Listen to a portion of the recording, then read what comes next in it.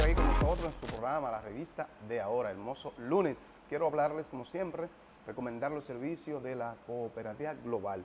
Les invito a la Global para que usted se haga socio, aproveche, haga inversión, haga ahorre a través de la Global, compre su apartamento, su casa, su vehículo, lo que usted necesite. Ya que nos avecinamos a las Navidades, piense, ¿verdad?, en los ajuares de las Navidades, están ahí en la Cooperativa Global. La Global está en Santiago, en Puerto Plata, en Dajabón, en Restauración y en El Pino. Pues en Loma de Cabrera está la oficina principal de la Cooperativa Global, que está contigo siempre. Siempre Cooperativa Global. Nicolás anunció que hoy vamos a tener una interesante entrevista, ¿verdad? La licenciada Mirta Gómez. Buenos días, bienvenida de nuevo. Ay, saludos, buenos días. ¿Cuánto tiempo? No, ya me hacía falta venir. Voy a tomar el tiempo para ir al programa porque realmente me hace falta estar con ustedes de vez en cuando. Vamos a tener que ver cómo ajustamos este horario. Y también hay tantos temas que han acontecido en los últimos días, pero sobre todo cuántas personas depresivas, Claro. donde hay casos significativos y que han conmocionado a la sociedad dominicana. Por ejemplo, está el caso de la señora Raquel Rosario, que es de la Delgada, que le quitó la vida a su hijo de 6 años. Claro. Porque tenía problemas con su esposo. Mira, tú sabes que últimamente, como tú dices, ha aumentado mucho, ha incrementado la parte psicológica o las afecciones psicológicas. Y una de ellas fue esta señora que realmente le quita la vida a su hijo, pero también se suicida. Y se lleva a la connotación de que ella había mostrado algunas conductas ya media extrañas. Si ustedes se dieron cuenta en la noticia, ella inclusive le ponía en la pared, hacía como ciertas informaciones y daba ya a entender de que tenía un problema. Inclusive tenía temor de que el señor le quitara a su hijo, ¿verdad? Porque ya el señor dice que tuvo que salir de la casa porque no la aguantaba, porque ella era muy agresiva. Entonces vemos que ya la conducta de esa señora pues venía arrastrando una serie de síntomas que nos daban a nosotros como psicólogos a entender que había una depresión. ¿Por qué? Primero, había una conducta agresiva. Déjame decirte que la depresión, hay personas que se vuelven agresivas, se vuelven incontrolables, o sea, cambian de una manera tal que la forma de actuar es de manera así, como a la defensiva, diría yo. Otro punto es que ella manifestaba de que no quería que el hijo se lo quitaran, que pudieran entonces dárselo al esposo porque estaban ya en una litigia legal. Y vemos que también ella escribía como algunos sentimientos en la pared, porque vemos que la parte emocional, cómo la gente lo manifiesta. Y vemos que la gente no llamó la atención a eso, señores. Quizá, por eso que yo digo que la psicología es tan importante en nuestros tiempos. Si la gente ve, la familia, que hay un cambio conductual, lo importante es buscar una ayuda psicológica, señores, porque en ese momento quizás, si hubiésemos puesto atención a estas conductas que ya manifestaba esta persona, pues probablemente si tuviera un seguimiento psicológico, quizás no hubiese pasado. ¿Saben por qué? Porque la depresión debe ser manejada tanto con fármacos como psicoterapia. Y ahí detectamos cómo el paciente puede mejorar la conducta. Pero lamentablemente en nuestro país todavía falta mucho por hacer en el área de psicología. ¿El paciente, licenciada, no busca solución alternativa por sí solo? No, muchas veces no ellos mismos ni saben que tienen un problema.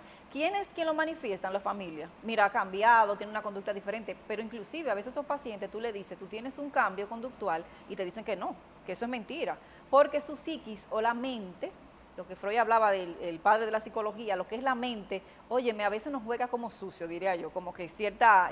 ¿Por qué? Porque el estado mental a veces de ese individuo está tan mal en ese proceso que no asimila de que ellos tienen un problema y que deben a veces buscar ayuda. Por lo tanto, es la familia la que tiene que discernir o identificar esos signos y síntomas para que puedan entonces llevarlo a una consulta.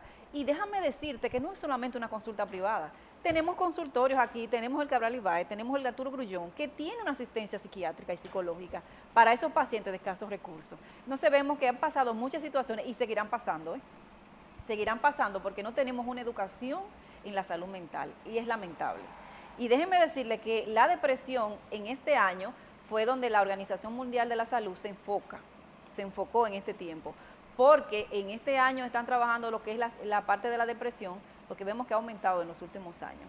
De hecho, en la República Dominicana dice que desde 2000 en adelante hasta 2017, pues hay un aumento drástico de lo que es la persona depresiva y suicida. qué puede incidir en que siga en aumento esta situación? Muchos Esta factores. patología. Primeramente, nosotros tenemos que ver que la depresión proviene por dos causas, externa e interna.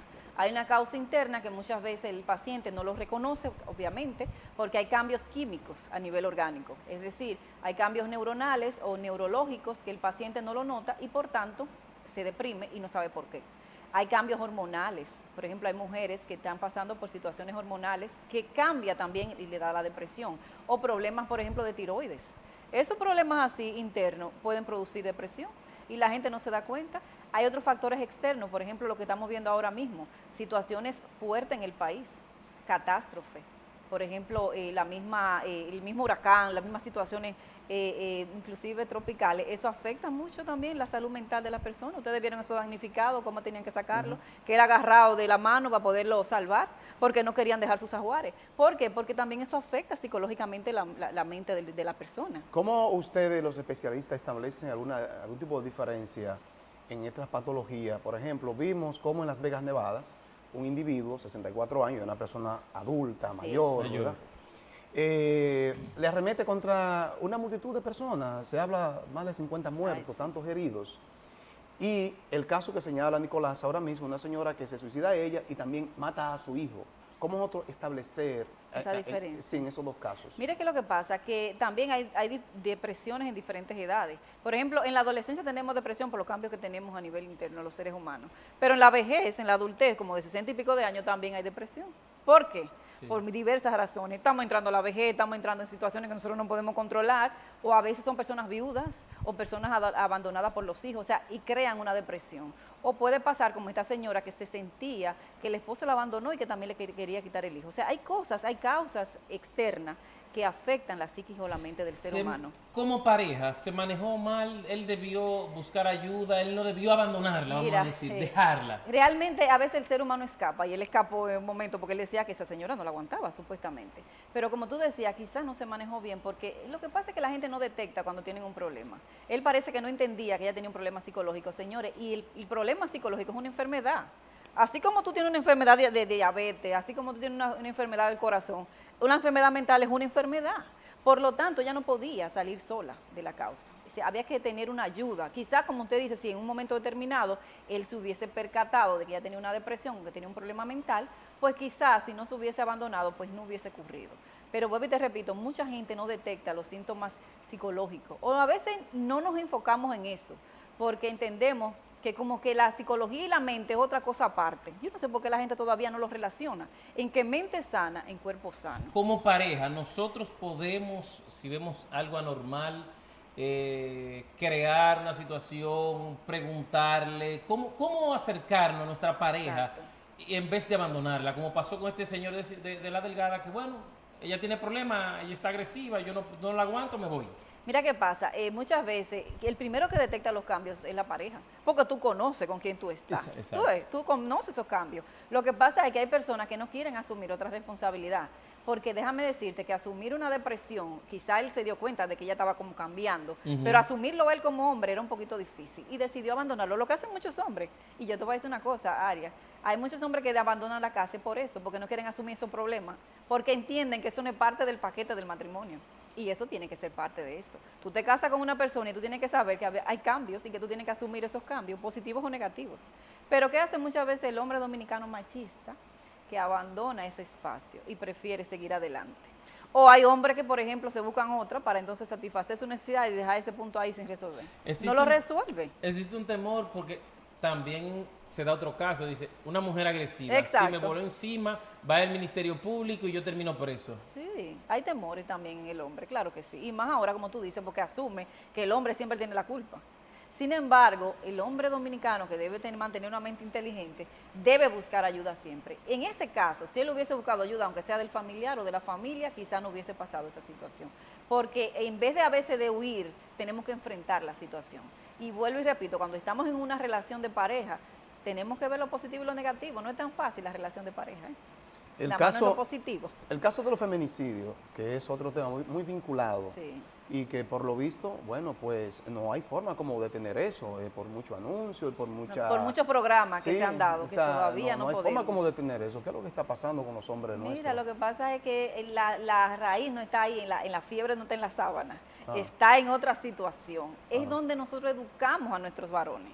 ¿Cómo educamos a estos hombres dominicanos? Lo que pasa es que nosotros tenemos una cultura machista.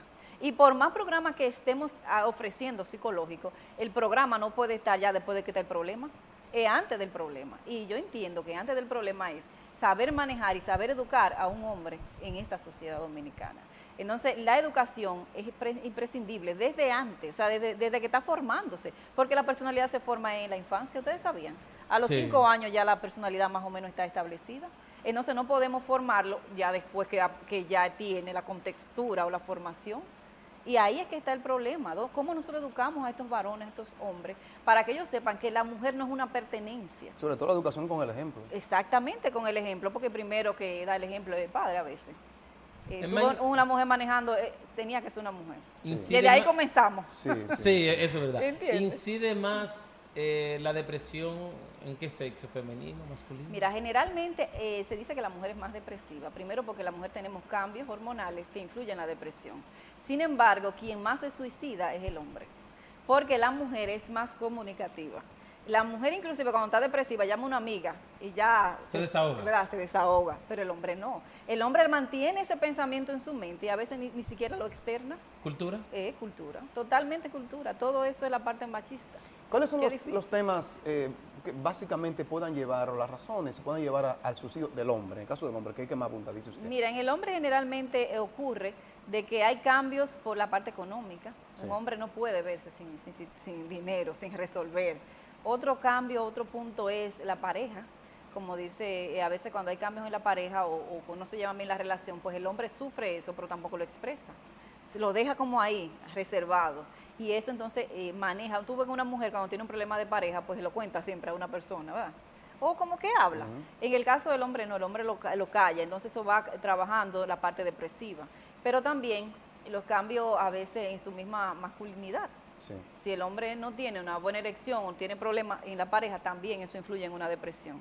Es decir, y también los cambios a nivel de vejez. El hombre mientras va entrando en vejez, pues tampoco puede asumir ese cambio y a veces sufre depresión. ¿En qué etapa de matrimonio existe mayor incidencia para que la mujer o el hombre se deprima?